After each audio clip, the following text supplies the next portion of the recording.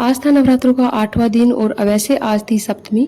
मैं फटाफट से सूट पहनकर तैयार हो गई थी क्योंकि आज साड़ी पहनने में मुझे थोड़ा-सा आलस आ गया। साड़ी पहनने में टाइम लगता है, तो मेरे पास आज टाइम थोड़ा-सा कम था। मैं फटाफट से फिर आ गई थी रसोई में क्योंकि मुझे शाम की दही के लिए दूध गर्म करके रखना था। दूध गर्म होना रखा धीमी-धीमी आँच पर और मैं आ चुकी थी कमरे में, फैला हुआ जो सामान था उसको समेटा। उसके बाद फिर से रसोई में आई, देखा तो दूध भी गर्म हो चुका था दही जमाने के लिए।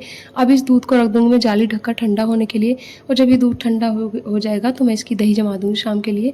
मैं जब दही जमाती हूँ तो 2-3 घंटे में दही जम जाती है अच्छे से।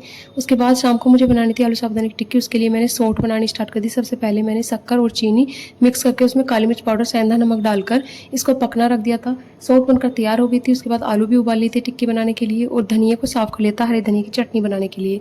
इसमें मैंने डाली हरी मिर्ची खूब सारी, मूँगफली गिरी डाली, दही डाली, साबुत जीरा डाला और मैंने इसको पीसकर चटनी तैयार कर दी। उसके बाद साबूदाने को रोस्ट कर लूँगी क्योंकि साबूदाना अगर कच्चा डालेंगे तो टिक्की ऊपर से तो क्रिस्पी होकर पक जाती है लेकिन अंदर से कच्ची रह जाती है, वो दाँतों में चिपकेगा। तो इसलिए साबूदाने को अच्छे से भून लिया मैंने और उसका आटा तैयार कर लिया था। आलू उबले को अच्छे से मैश करेंगे, उसमें काली मिर्ची पाउडर और सेंधा नमक डाला और फिर ये जो साबूदाने का आटा था ये मिक्स कर दिया। अब इसका बढ़िया सा पेस्ट तैयार कर लूँगी टिक्की बनाने के लिए। अब देखिए दही मेरी बढ़िया सी जमकर तैयार हो चुकी थी। अब दही को फेंट लेंगे टिक्की में डालने के लिए। जब तक मैंने टिक्की मतलब बनाकर रख दी है, टिक्की सेट होंगी अच्छे से। अब ये देखिए टिक्की को मैंने मीडियम फ्लेम पर डाला था और बिल्कुल धीमी-धीमी आँच पर पकाया था क्योंकि अगर तेज़ आँच पर पकाएँगे तो ऊपर से तो वो क्रिस्पी हो जाएँगी लेकिन अंदर से कच्ची रह जाएँगी।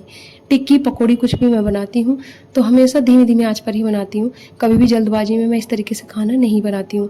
उसके बाद टिक्की को लगाने के लिए मैंने टिक्की रख ली थी, इस पर दही डाली, फिर उसके बाद डालूँगी मैं इस पर हरी चटनी और हरी चटनी डालने के बाद डालूँगी इस पर मीठी वाली जो मैंने सौंठ तैयार की है वो। और उसके बाद मैं सबसे पहले अपनी देवी मैया और कान्हा जी को भोग लगा दिया था मतलब, और उसके बाद मैंने अपने हस्बैंड को दे दी थी खाने के लिए तो उन्होंने हींग जीरे का पाउडर भी इस पर डलवाया था।